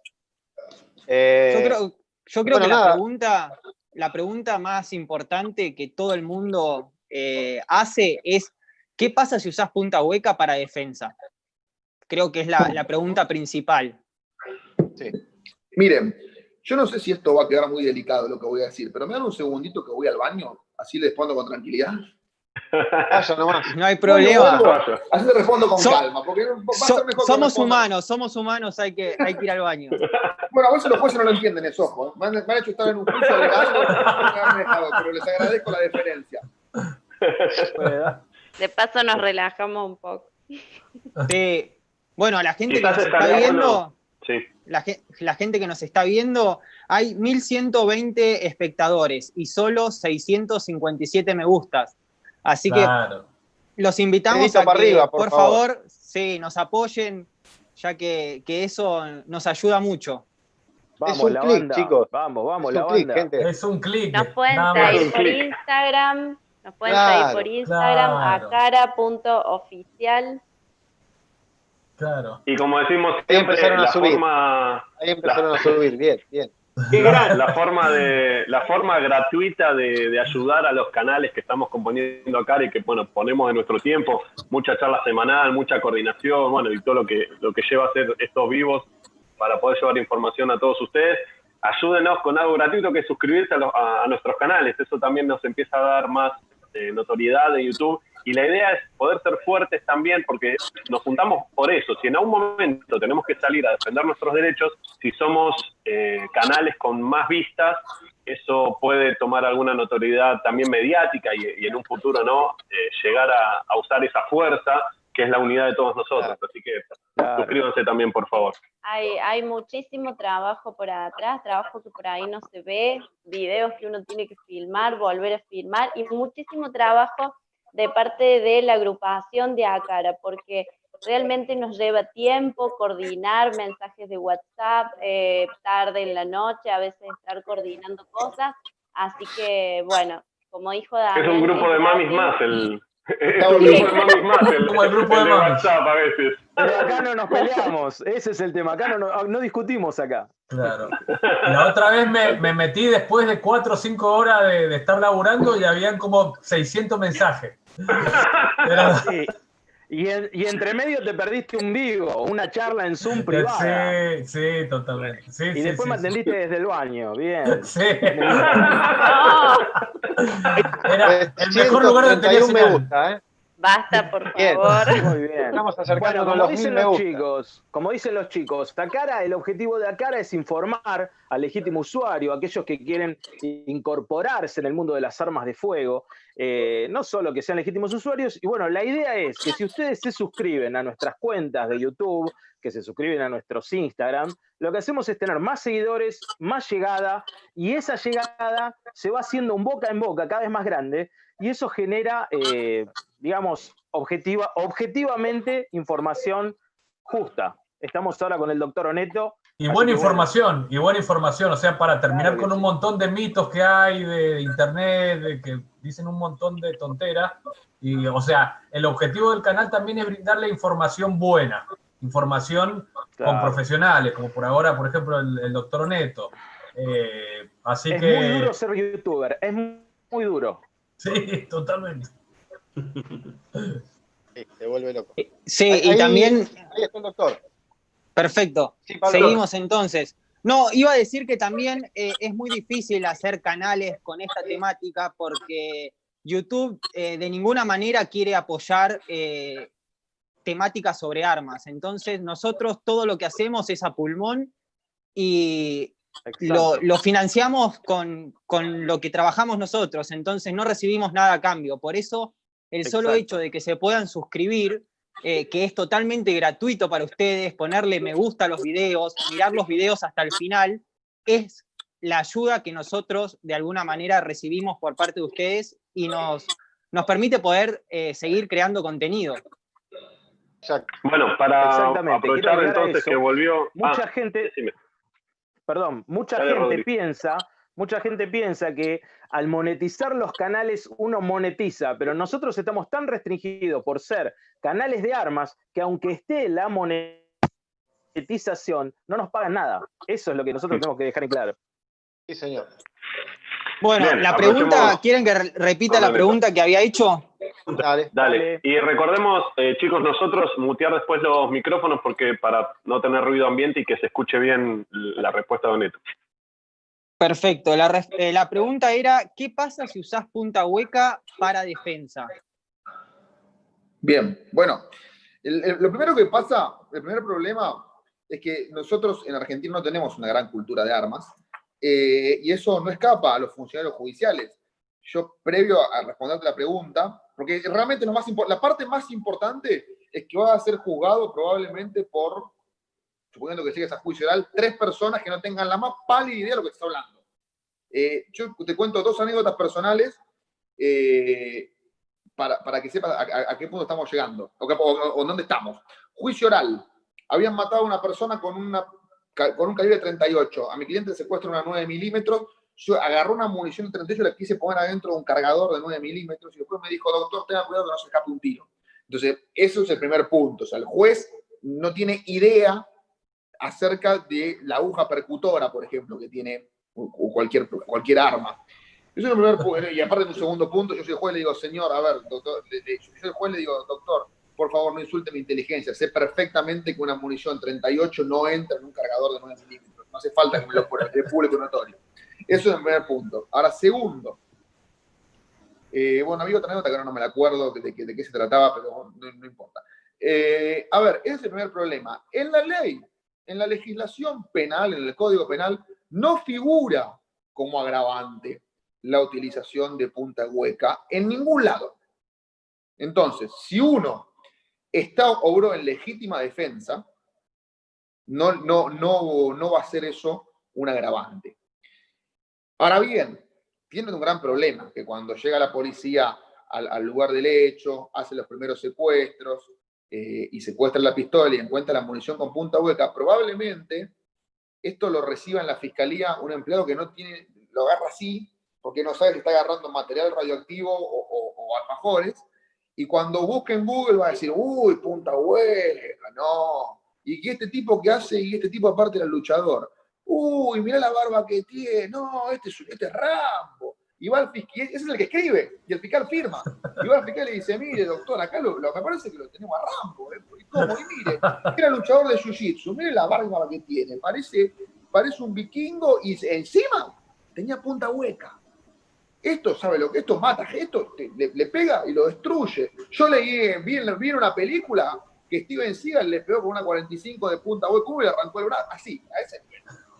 Ese es el problema. En la punta hueca, la jurisprudencia, hay muy pocos fallos, porque la realidad es que hay muy pocos fallos.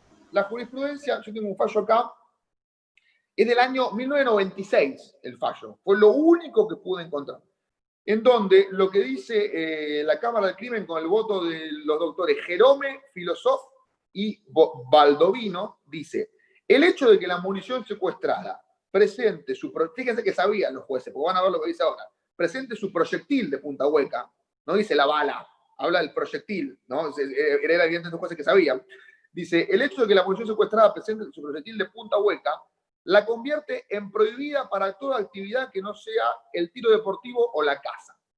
Pero no transforma el material en bala de guerra. En efecto, la munición de guerra es aquella que escapa a la enumeración taxativa del citado artículo 5 del decreto, que en el caso del calibre 22 ve aumentada su potencia y dimensión, como ocurre cuando la bala de 22 Magnum se trata. En la especie, la tenencia de dicho material prohibido no configura delito en los términos del artículo 189 del Código Penal y solo constituye una infracción administrativa.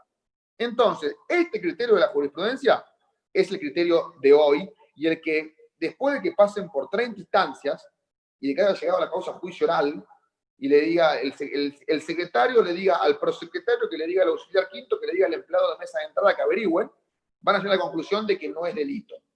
Entonces, el problema que tiene es el prejuicio.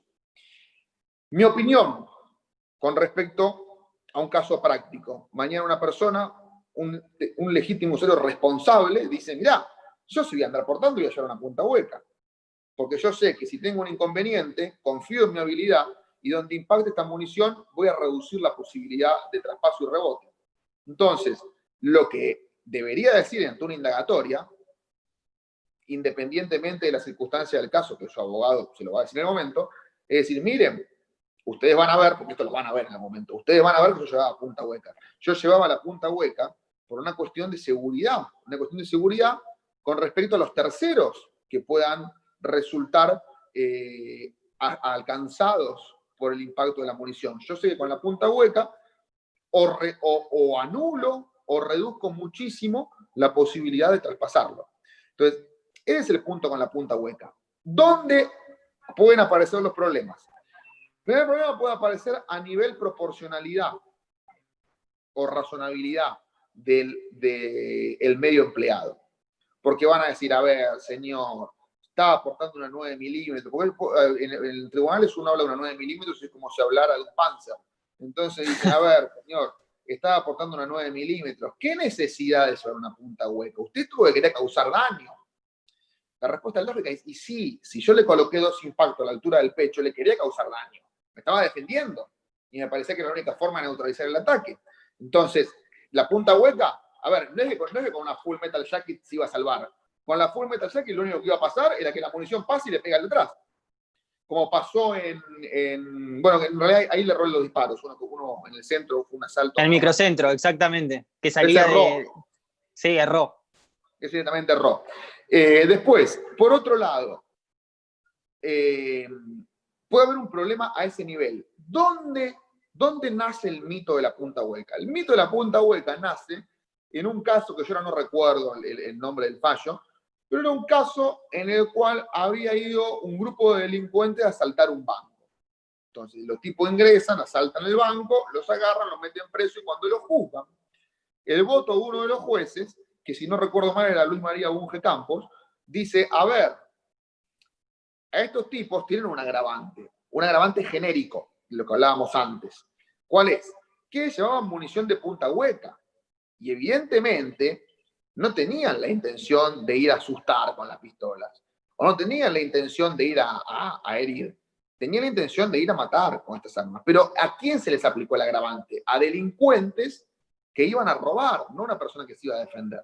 De todas formas, desde un punto de vista balístico, y corríjanme porque puedo estar diciendo una burrada, pero creo que desde un punto de vista balístico es recomendable llevar punta hueca. Desde un punto de vista legal, yo lo desaconsejaría, porque siempre se requiere un plus de explicación esta cuestión de la punta hueca, más allá de que no es nada. Es un mito, y ese mito llega lamentablemente a los desinformados funcionarios judiciales. No sé si, bueno, ha habido videos que creo que la mayoría ha visto, no sé, Francisco, si recordás, de casos donde un policía enfrentando a alguien armado con un arma blanca se le tira encima y con las balas encamisadas le tiró un tiro, 2 tiros y no lo paraba al punto que lo apuñaló. Entonces, lo que creemos acá en Acara, y que creemos que es más razonable, inclusive que la fuerza utilice punta hueca y no FMJ, donde tenemos trazabilidad, donde tenés demora en detener la agresión. Y esa demora puede significar que el agresor dispare contra terceros si tiene un arma de fuego o apuñale al que se está defendiendo. Básicamente, hablamos la otra vez con los chicos, es lo que estamos haciendo con punta hueca o de expansión controlada es en 1 o 2 tiros parar la agresión, cuando con FMJ, aparte de la trazabilidad y de los rebotes, necesitamos poner 4 o 5. Entonces, uno dice, no, es más, desgarra más. Y no, si lo comparás con una punta hueca, con 3 o 4 de FMJ, ¿y qué daña más? Claro, en realidad el mito de la punta hueca surge a partir de la Convención de Ginebra. La punta hueca aparece prohibida en la Convención de Ginebra porque decían que en la guerra el objetivo no era matar al enemigo, sino neutralizarlo, porque en definitiva era un soldado de una nación enemiga. Y en Argentina, como copiamos todo, en Argentina tenemos grandes problemas por copiar. En el derecho, a ver, sin ir más lejos, tenemos el recurso de casación. El recurso de casación en Argentina no tiene nada que hacer. De hecho, lo metieron, y como lo metieron, la jurisprudencia lo empezó a reformar hasta que lo convirtió casi que en un recurso extraordinario o en un híbrido entre un extraordinario y una apelación, porque es una cosa rara. Entonces, ¿qué pasa? Acá se ve, la verdad que no conozco la historia del decreto, pero se me ocurre que el que hizo el decreto se sentó en su casa y dijo, che, la Convención de Ginebra dice que no se puede usar punta hueca, ¿eh? ¿Y qué hago? ¿Qué hago, vieja? Lo pongo ahí y mandalo, bueno, no se puede usar punta hueca. Calculo que debe ser más o menos, porque si no, no tiene ningún tipo de lógica. No tiene ningún tipo de lógica. Claro, quiero agregar, aparte de que... En caso, estamos hablando de la trazabilidad, ¿no? De lo altamente perforantes que son, especialmente las municiones 9 milímetros que usa la policía de la provincia y las fuerzas en general. ¿Qué pasa si uno se sujeta a la ley y no utiliza punta hueca y en un enfrentamiento abatiste a los delincuentes en legítima defensa, pero una de esas balas entró por una ventana y mató a una nena que estaba cenando, por ejemplo? Bien. Bueno, ahí tenés, se pone casuístico de vuelta. Lo que la defensa va a decir, mirá, hubo un homicidio culposo. En realidad lo que la defensa va a decir, acá no hubo nada. ¿Por qué? Porque en realidad podríamos decir que hubo un homicidio culposo, pero el homicidio culposo exige la impericia o negligencia de aquella persona que lleva a cabo la conducta. Entonces yo no hubo impericia de mi parte. Yo coloqué los 2 impactos donde quería colocar. ¿Qué te va a decir el fiscal? Sí hubo impericia, y acá te diría que tiene razón, porque vos tenés que haber mirado que atrás estaba, o al costado, había gente, y no deberías haber disparado en ese sentido. Entonces, lo más lógico es que haya un homicidio en legítima defensa en concurso real con un homicidio culposo. Ahora, ¿qué pasa? Puede estar la posibilidad de que venga algún fiscal trastornado y te diga, no, momentito, acá hubo dolo eventual. Acá no hubo culpa, hubo dolo eventual. ¿Qué es el dolo eventual? El dolo eventual es cuando vos decís, mira, si yo me tiroteo en esta situación, seguramente puedo matar a alguien, pero no me importa. Entonces, el fiscal te puede llegar a alegar el dolo eventual. Aquí ya entramos en un tema técnico que es muy interesante, porque los defensores que decimos, papá, ¿de dónde sacaste el dolo eventual? El Código Penal, ¿en dónde nombra el dolo eventual? O la figura que dice, el que matare a otro, dice el artículo 79 con el agravante, o el homicidio culposo, dice el que matare a otro por impericia o negligencia. Ahora, ¿dónde dice el Código Penal el que matare a otro porque no le importó matar? No lo dice. Entonces, si el Código Penal no lo dice, hay una violación al principio de legalidad. Vos no me podés castigar por lo que la ley no dice. Es una cosa que ustedes inventaron. Ahora, la realidad es que, a ver, en los homicidios por circulación automotor, el dolo eventual lo aplican a trochi mochi. O sea, esa es la justicia argentina, ¿no? Entonces, lo más lógico que haya es que te apliquen un homicidio culposo por la muerte de la nena. ¿Y eso qué condena tiene, Francisco? Mínima homicidio culposo ¿sabes que no recuerdo con precisión? Creo que de 1 a 5 años, me parece. O sea que te podés Escarcelable, llegar a ¿no? comer Esperá, 5 esperá. años de cumplimiento efectivo. Sí, pero vamos a hacerlo, te lo voy a decir con precisión. Vamos a ver, impericia. De 1 a 5, sí. De 84. Claro. Y ahí, Francisco, tengo una consulta. Te dan ¿No? 5. Te dan 5. Y es Sí. cumplimiento efectivo eso. Sí. Sí. Bueno, en realidad vos tenés una cuestión dogmática ahí también, que vos podrías alegar un estado de necesidad. Porque vos decís, bueno, a ver, pará. Yo en realidad no tengo posibilidad de portar otra munición. O sea, ustedes me están... Eso, justamente. Claro, Claro. O sea, vos Me podés estás alegar- obligando a usar FMJ, claro. Claro, Yo o sea, sé, vos... yo sé lo que hace, pero no me queda otra. Claro, vos desde un punto de vista dogmático habría que ver si esto lo encajamos como el cumplimiento de un deber. Lo que pasa es que si vos estás portando ilegal, vamos a suponer que estás portando ilegalmente, o sea, con un CLU, si vos estás portando ilegalmente, lo que te van a decir es, no, pará. Yo no te estoy obligando a usar FMJ, yo te estoy obligando a no portar. Ahora, si vos portás legalmente, si vos sos policía, vos como policía podés decir, mirá, el cumplimiento de un deber no puede engendrar nunca responsabilidad para quien lo cumple. Traducido, artículo 10 del Código Civil y Comercial. El ejercicio de un derecho no puede constituir en ilícito ningún acto. El ejercicio de un derecho es el cumplimiento de un deber. Entonces, yo estoy cumpliendo un deber. Usted no me puede responsabilizar a mí por una conducta cuyo control exceda mis facultades. Entonces, por ese lado podría ser más peleable, pero la realidad es que es muy probable que recaiga un homicidio culposo. Acá, doctor, estamos hablando siempre de terceros, que ante una agresión ilegítima, los posibles heridos sean los terceros. Acá también tenemos que tener en cuenta que uno, su vida, cuando corre riesgo ante una agresión ilegítima, la ley lo que creo que nos dice, ¿no? Corríjame por favor, es que ante una agresión ilegítima tenemos que repeler el ataque.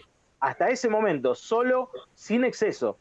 Entonces, si nosotros le damos 2 tiros, le damos la posibilidad al atacante, al agresor, de que nos mate también, de que nos pueda llegar a matar. Y quizás si nosotros usamos una punta, de facción controlada, punta hueca, lo que podemos estar haciendo es repeler rápidamente ese ataque y sacar nuestra vida del riesgo. Aparte de eso, si usamos una punta pesada con poca pólvora, menos chance aún tenemos de que traspase al agresor. ¿Es así, doctor? En cuanto a lo balístico, la verdad que no lo sabía lo de la punta pesada y demás, así que te agradezco la información. En cuanto a lo que vos me estás diciendo, sí, a ver, a vos lo que la legítima defensa te autoriza a defenderte hasta que cese el ataque. Ahora bien, sí es cierto que la jurisprudencia tiene en cuenta, a favor de quien se defiende, la posibilidad de que el ataque se renueve. De hecho, hay un caso en el cual un grupo de personas había atacado con armas blancas a otro que llegaba a la celebración de un cumpleaños de un familiar. Este otro saca una pistola y le dice, para la mano. Y estos tipos empiezan a recular, y a recular amenazando que iban a volver, que esto que lo otro, y les dispara. Entonces, en un voto, un juez dice, no, mirá, en realidad, acá hubo un homicidio simple, porque había cesado la agresión, se estaban yendo. Otro juez dice, no, en realidad lo que hubo es un exceso en la legítima defensa porque, si bien no hubo proporcionalidad, lo que él no podía descartar es que esa agresión se renueve, máxime teniendo en cuenta que los agresores lo habían visto con un arma de fuego y no habían desistido de su cometido, decían que iban a volver, como los criminalistas, decían que iban a volver, perdón si algún criminalista, pero y volvieron, eso es lo peor, entonces por ahí pueden volver en serio. Entonces, ese es el problema con el arma. Con el ataque. Y hay otra cuestión que no es menor, que fue lo que se discutió en el caso del ingeniero Santos, que era lo que planteaba la defensa de Santos, es que vos, y lo que pasó en el caso del médico de Loma del Mirador, que no me acuerdo el nombre. Villar Cataldo. Cataldo. Bueno, el caso de Villar Cataldo, ¿por qué sigue siendo legítima defensa? Porque la legítima defensa autoriza a defender la vida o la propiedad.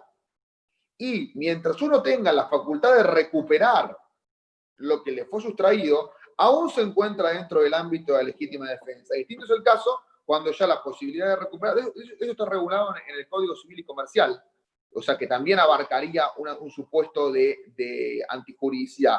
Porque es muy importante recalcar algo. Nosotros hablábamos de acción típica y antijurídica. En la antijuridicidad, ¿qué es lo que se evalúa? Si alguna norma de todo el orden legal autoriza la conducta, no solamente que tiene el Código Penal. Si hay una norma en el Código Aeronáutico, por ejemplo, que autoriza a llevar a cabo la conducta que uno llevó a cabo y cometió una infracción penal, queda también justificada. Es por eso un poco complejo entender. De hecho, habría que hacer un vivo puntualmente sobre eso, porque todos en la facultad cuando cursamos penal y nos dicen que en realidad no solamente el Código Penal justifica, sino todas las demás normas, uno como que se le mueve un poco el cerebro, porque dice, pero para, ¿cómo? No puede ser el penal, pero en realidad es así.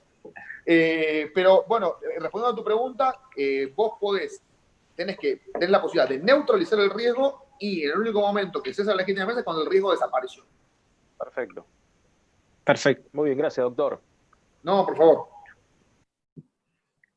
Ya que estabas hablando de esto, Francisco, es el caso de este muchacho del carnicero que corrió Sí. a los delincuentes para recuperar lo que le habían robado y el Sí. tipo los toca con el auto y los terminó haciendo pelota. Sí. Yo puedo ir a recuperar lo mío y en caso de que ellos quieran enfrentarme, yo alegar legítima defensa si repelo la agresión. Sí, lo que pasa es que se empiezan a desdibujar las cosas, ya empieza a ser cada vez menos claro, con lo cual mi recomendación es no lo recuperes, ya está, ¿sí? Lo perdiste. Empieza a ser, realmente una defensa penal vale bastante más cara que cualquier cosa que te puedan robar, a no ser que te roben, y si te roban un auto de alta gama, una camioneta, sí, ya empieza a ser equiparable, pero si no es bastante más caro, con lo cual te conviene de última dejar que te lo roben. Entonces, ¿cuál es el problema? El problema es ese, que se arranca a desdibujar y sobre todo juega mucho la ideología. Porque si yo soy juez, hay una realidad. El juez viene con una carga de prejuicio. Yo soy juez y me dicen que el tipo lo corrió para recuperar su billetera, tuvo un enfrentamiento y en el enfrentamiento lo mató. Te digo, mirá, a ver, ojo, hago lo que corresponde, ¿no? Que es absolverlo. Ahora, te toca algún juez, no se me ocurre a ningún juez que sea tan burro como para no absolverlo, pero hay. Y sobre todo, el principal problema que vos tenés acá es el fiscal, no el juez. Porque a vos te van a acusar. Y el problema es la prisión preventiva. Probablemente vos salgas absuelto de esto. Ahora, ¿cuál es el problema? Que es por el cual los defensores somos tan refractarios a la prisión preventiva. Es, mientras se averigua, vos estás adentro de un penal esquivando puñaladas. No sé si esquivando puñaladas, eso lo podrás decir mejor vos, Juan. No me quiero meter en un ámbito que no conozco. Pero estás adentro de un penal. Y la verdad que estás alejado de tu familia, alejado de tu trabajo. Entonces, ese es el problema de la prisión preventiva. Y ese es el problema de por ahí irse a los límites de la legítima defensa. Siempre es mejor mantenerse en el centro de la norma. Perfecto. Ceci, creo que quería decir algo. Sí. Nosotros, por ejemplo, en tiro práctico utilizamos mucho lo que es la munición recargada. Si en bueno, por supuesto que la ley dice que la munición recargada es para uso propio, no la puedo vender, ni nada de eso. Si en un caso de legítima defensa se comprueba que la munición que utilice es recargada, ¿eso tiene algún tratamiento especial como la punta hueca o es exactamente lo mismo y no influye en nada? No, es igual. Lo que puede llegar a tener alguno que por ahí sepa de balística y sepa en tu contra, y lo que le pida al perito que haga la experticia sobre el arma es preguntarle la carga de pólvora que tenía la munición. Entonces, la carga de pólvora, no sé si la carga de pólvora es lo que termina en definitiva incidiendo en la potencia, pero si había alguna modificación de la munición para que sea más potente o más dañina, te lo van a intentar usar de la misma forma que la punta hueca. Pero en principio, en general, las pericias que dan sobre las armas secuestradas son pericias de forma, en el sentido de que se la mandan al experto a que diga si el arma estaba en condiciones inmediatas de disparo y si el arma en general está en condiciones de disparo, y con eso termina la pericia. Perfecto. ¿Queda alguna pregunta de Ceci o pregunta? Bueno, yo creo que básicamente con lo que hemos hablado están respondidas la mayoría de las preguntas. Así que bueno. Entonces, con respecto a capaz como un resumen, a la punta hueca de todo lo que hablamos es que no está prohibida, ¿no? No está prohibida o no es un agravante en la legítima defensa, ¿sería eso? Exactamente. Ok. La punta hueca, No sería un agravante. como resumen, la punta hueca implica una falta administrativa, no es un agravante que esté previsto en el Código Penal, pero van a tener que dar explicaciones de más al momento de defenderse cuando se vean ante un juez o un fiscal. Bien, entonces queda en uno saber qué riesgo quiere tomar, o sea, exactamente. ¿Qué quiere que pase después? Si prioriza detener la agresión y salvar su vida y después dar cuentas, o dice, no, yo prefiero tirar más tiros con la FMJ y bueno, quizás zafar así, para no tener tanto problema después. Es una decisión personal. Yo ya que lo tenemos acá, Francisco, nada, te reitero las gracias por estar acá. No, por favor, gracias por la invitación. Sí, creo que una pregunta. Sí, hay algo que también se repitió bastante en las preguntas y que por ahí estaría bueno si usted puede dar su opinión con respecto al caso, que es el caso de Mar del Plata, que ha pasado ahora hace poco, y bueno, si usted puede emitir alguna opinión con respecto a eso. Sí, yo creo que el caso de Mar del Plata, desde la legítima defensa del homicidio que cometió, es claro. A ver, había una agresión ilegítima que estaba en curso, no era inminente, sino que estaba en curso. Hubo necesidad racional del medio empleado, que no tenía otro a su disposición. Hubo proporcionalidad, hubo inmediatez entre el ataque y la defensa. Con lo cual eso lo coloca de cajón adentro de una legítima defensa. Tan es así que creo que está en libertad el muchacho, o sea, ni siquiera fue aprendido. Le mantuvieron la libertad, sí. El problema que podría llegar a ver y que podría llegar a discutirse ahí es qué pasa con la aportación. Se da una circunstancia muy particular, que el video, o al menos lo que trascendió, lo que capta es a él saliendo de su casa, con lo cual tranquilamente podría decir, tenía la pistola en un macetero, porque la dejo preparada para estas cosas, la agarré y salí, caso en el cual seguimos perfectamente dentro de la legítima defensa que abarcaría las dos infracciones penales. El problema, la situación se podría llegar a poner un poquito más compleja. Perdón, Francisco, ¿hasta ahí sería legítima defensa privilegiada entonces? No. La legítima defensa, ahora hablamos de la privilegiada si querés, pero cerramos esto.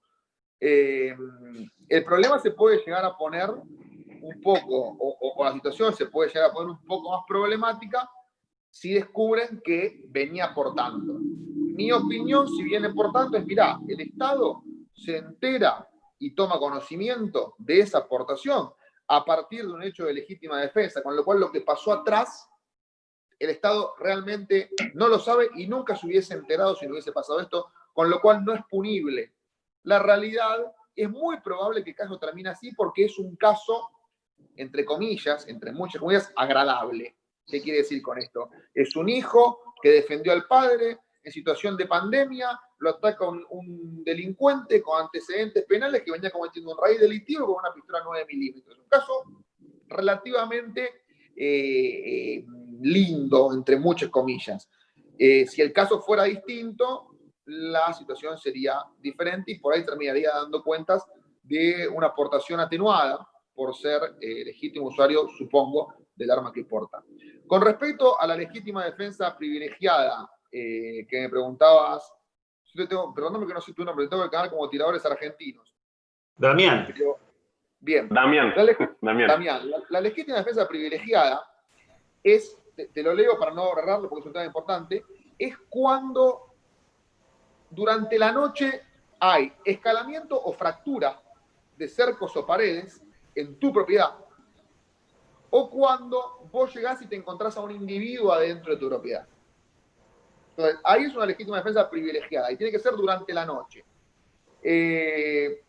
¿Cuál es el fundamento? ¿Cuál es la cuestión procesal? Porque más que la legítima defensa privilegiada es más que nada una cuestión procesal, más que una cuestión de fondo. Es una cuestión de trámite, más que una cuestión de lo que se puede y lo que no. La legítima defensa privilegiada, la única diferencia con la legítima defensa simple es que se presume que vos... No tenés que demostrarlo. Exactamente. Vos no tenés que demostrar que te atacaron, inmediatamente. Porque están en tu casa. Claro. Se presume. Y eventualmente el fiscal deberá demostrar lo contrario. Que esa es la diferencia con la legítima defensa simple, que es de toda lógica, ¿no? Porque si no, yo voy caminando por la calle y me enojo con el pizzero porque me trajo la pizza fría, le pego 5 tiros y digo, legítima defensa. De toda lógica que la legítima defensa hace que probarla. sería por ahí bueno que haya una mentalidad más abierta de los operadores judiciales hacia la posibilidad de que el ciudadano se defienda, pero sí, desde un punto de vista dogmático, es lógico tener que probarlo. Perfecto. Perfecto. Bueno, doctor, cerrando un segundito, quería destacar algo. Con respecto a que se dice, ¿no? Que todo el mundo piensa que la munición de punta expansiva o de expansión controlada, punta hueca, etcétera, está prohibida. Partiendo de la base que se consigue en cualquier armería con una tarjeta de consumo, ¿sí? Que vamos, la pedimos, nos la venden sin ningún problema, sin ninguna restricción, la conseguimos en la góndola de cualquier armería. Nosotros somos legítimos usuarios de armas de fuego, muy metidos en ley. Siempre no nos queremos correr de la ley. Vamos a una armería, compramos las municiones, nos las venden, las anotamos en la tarjeta de consumo, entonces no está prohibido. Bueno, ese es el típico tartamudeo argentino. Cuando vos le preguntás, cuando le dices a alguien esto, empiezan, no, bueno, sí, pero en realidad, y empieza a decir incoherencias, como que están permitidas para caza o para tiro deportivo. A ver, perdonen la expresión, pero ¿quién va a querer una munición de punta hueca para tirarla al negro? Ya sea metálico o sea de cartón, nadie. ¿Quién usa una munición de punta hueca para cazar? No sé, me parece bastante estúpido, sobre todo teniendo en cuenta que en general en la caza se busca penetración por el grosor de la piel de los animales. De hecho, una vez nos invitaron a cazar jabalíes y yo quería llevar la ballestera molina con punta hueca. Y me dicen, no, al revés. Me dicen, no que penetre menos. Claro. Entonces, me parece absurdo. Entonces, la realidad es que es una norma que ha caído en desuetudo, o sea, en desuso. Claro.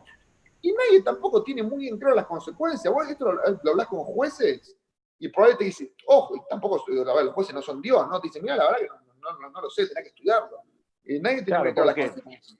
En realidad, sí, como dice usted, el tema del juez, el juez es un conocedor del derecho y necesita peritos que, digamos, puntualmente que en el caso lo asistan, exacto.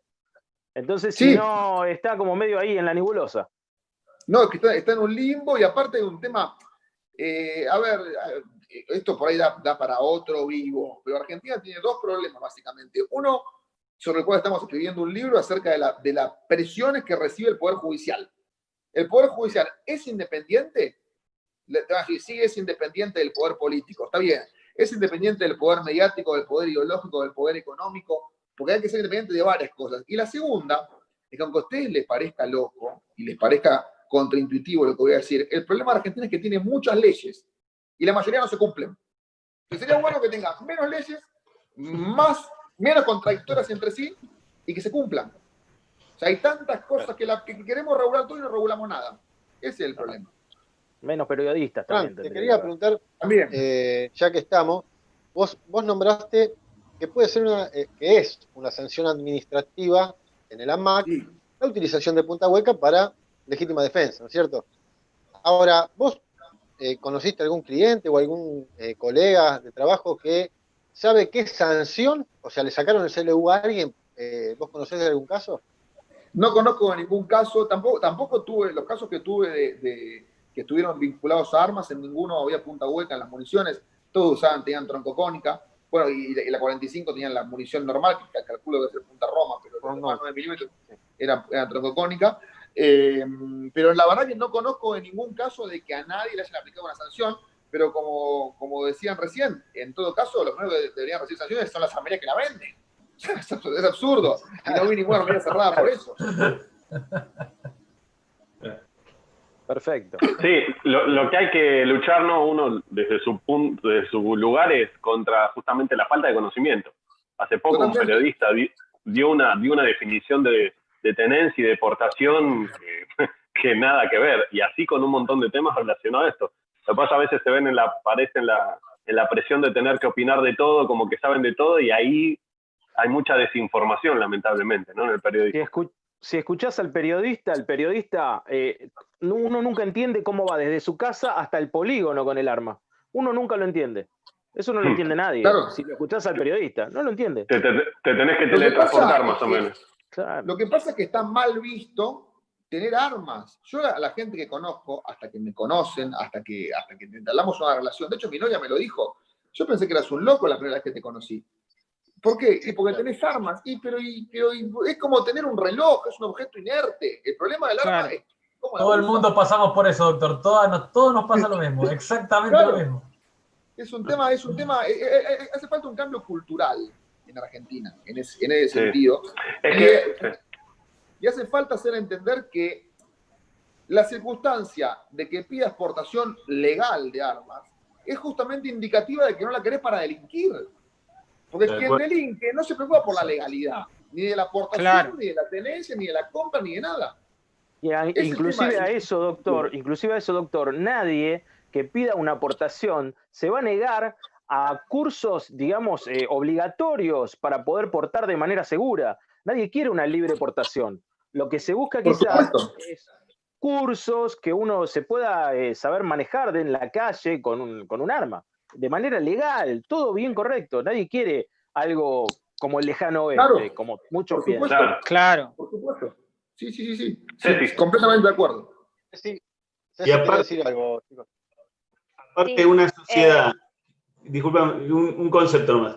Una sociedad que está educada, armada y entrenada dentro de lo normal de que sería un entrenamiento para un usuario con portación, también hace que disminuya mucho las ganas de delinquir de los cacos, ¿eh? Porque lo van a pensar varias veces antes de tratar de hacer sus maldades, digamos. Esos van a ser otras generaciones que vienen, nuestros Tal hijos. cual. Mi hija de 6 años, desde los 3 me ayuda a recargar y es el día de hoy que sabe el tema de la manipulación de armas, sabe cómo son las normas de seguridad, etcétera. Así que bueno, teniendo en Es muy cuenta importante son eso. las próximas generaciones.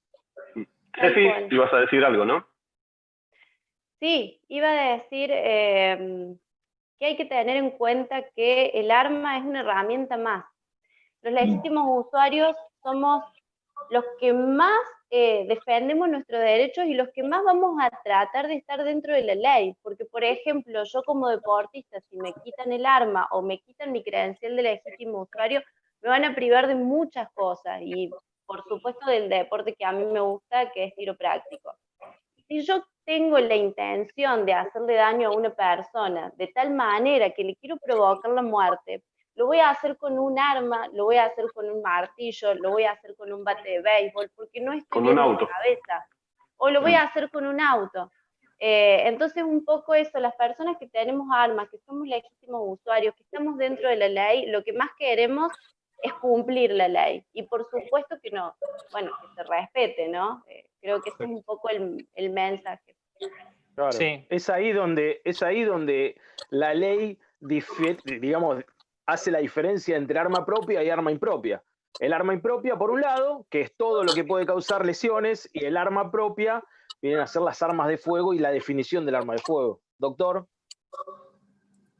¿Me decís que me despida a ese respecto? Sí.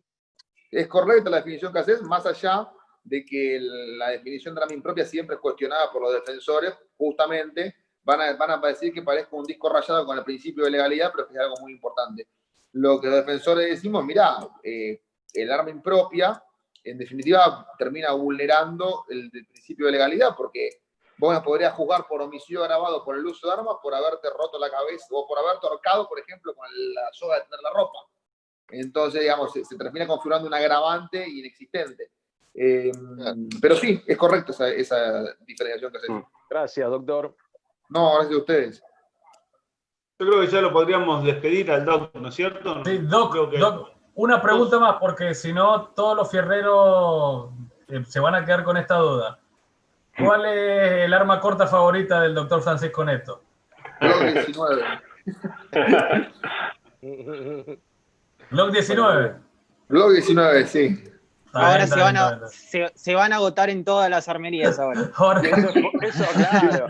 Eso es publicidad para el Glock, muy bien. Ojo, no sé si es bueno o malo eso, ¿eh? No, sé, porque yo la verdad que lo que pasa es que usted, doctor, es un referente, entonces muchos lo siguen. Claro. No, pero digo, mi conocimiento de armas es limitado. Simplemente, capaz que hasta la tengo por el counter, no sé.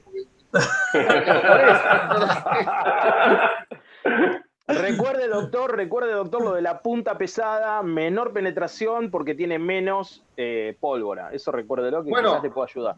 Vos sabés que lo que yo me había Yo en general, cuando iba a la armería, siempre compraba la munición, creo que era de 148 grains, la más 147. pesada. 147. Y lo que me explica un día un armero, me dice, en realidad, vos al tener la pistola de cañón corto, por ahí te conviene tener una que tenga menos carga de pólvora, de modo tal de aprovechar que queme todos los gases dentro del cañón. Pero no sabía lo del peso de la punta. ¿Cómo lo diferenciás? Claro, es a mayor peso de punta, es 147 grains de punta. Entonces, menos cantidad de pólvora para que salga el proyectil. Con menos pólvora, menos penetración en el cuerpo donde pega. Entonces, si hacemos hollow point, punta, digamos, de expansión controlada, se abre generando más inercia, menos penetración. Bien, pero cuando voy a la armería... Está relacionado con la velocidad. Grains. Claro, está relacionado con la velocidad del proyectil, la velocidad final en boca cañón. Exacto. Claro. Entonces compro la de 140, estaba en lo cierto cuando compraba la de 147. Claro, exactamente, doctor. Exacto. Lo que usted tiene que buscar es, dentro del calibre que usted esté usando, la punta más pesada que haya disponible. Y eso Bien. tiene una contra. Al utilizar una punta más pesada, el arma va a tener un mayor retroceso por la masa que tiene que mover. Obviamente que depende del calibre, no es perceptible, digamos, no es una gran diferencia, pero está ahí. Pero está, perfecto. Bien. Bueno, Principio de acción y reacción, muchachos. gracias por el dato. Exactamente. Gracias a usted por estar acá, doctor. Hay que meternos en muchas balística gracias. también. Sí, podríamos ¿Cómo? hacer un vivo de eso. Que hay que meternos también en balística, aprender un poco de eso Sí, fundamental. para este tema. Bueno. Bueno, muchísimas gracias. Bueno, chicos. Muchísimas gracias. Gracias. Creo que no queda más que agradecerle a Francisco por haber estado acá, la verdad que excelente. Siempre muy, muy, muy claro, o sea, habla con terminología jurídica, pero te lo explica también como para que el común de la gente que no somos abogados lo podamos entender, y eso es, la verdad, a mí, Lenguaje punto de vista, coloquial. excelente. Bien, Excelente. Tal cual. excelente. Por mi parte, Bueno, yo ya perfecto. Muchas gracias. También bueno, aprovechemos para invitarlos a todos los seguidores a que estén atentos a los canales, porque obviamente estas transmisiones en vivo se van a repetir, así que vamos a traer nuevos temas, vamos a seguir hablando de todo esto, digamos. Una vez terminado este vivo, va a quedar publicado en este canal y después cada uno de nosotros los va a ir subiendo a sus canales de YouTube. Así que bueno, por mi parte, muchas gracias a todos, a Cara por haber tenido este vivo maravilloso, al doctor Francisco Neto por participar de este vivo y generar tanta charla. Muchísimas gracias y bueno, saludo a todos los padres y a mi viejo en especial un abrazo grande. Bueno, yo también quiero agradecer al doctor por habernos acompañado. Muchísimas gracias. Muchísimas gracias a todos y al doctor Francisco Neto por habernos clarificado un montón la situación. Y bueno, muchísimas gracias a todos. Sí, yo quisiera agregar también, bueno, agradecerle al doctor por estar acá, a los chicos por haberme invitado, por formar parte de esta agrupación de canales argentinos, así que muchas gracias. Desde mi lugar de tiradora, invitarlas a todas las mujeres a que se animen a hacerse legítimos usuarios, a que aprendan a manejar un arma de fuego, les va a dar muchísima disciplina, muchísima seguridad. Seguramente que si en algún momento hay que utilizarla para hacer uso de la legítima defensa, vamos a tener miedo, pero lo importante es no paralizarnos. Creo que eso es lo importante. Miedo vamos a sentir siempre, o por lo menos hablo desde mi punto de vista, pero no paralizarnos y saber exactamente lo que estamos haciendo. Así que bueno, las invito a todas a que se ceden por mi canal. Y bueno, y que trabajemos también las mujeres en la prevención, que creo que eso es lo más importante. Bueno, las mujeres y también los hombres en general. Pero hay que prevenir, tratemos de prevenir, de hacer todo lo que más podamos para prevenir y no llegar a veces a una situación como esta. Si llegamos, bueno, llegamos. Pero bueno, ese es mi mensaje. Así que ellos van a cambiar. todos. Ellos son los que van a cambiar el futuro de nosotros, de nuestra mente y de las armas. Exactamente. Esta generación. Son el futuro. Gracias. Bueno, yo creo que ya estaríamos, ¿no? No sé si quieren decir algo más. No, por mi parte, agradecer al doctor y nada más.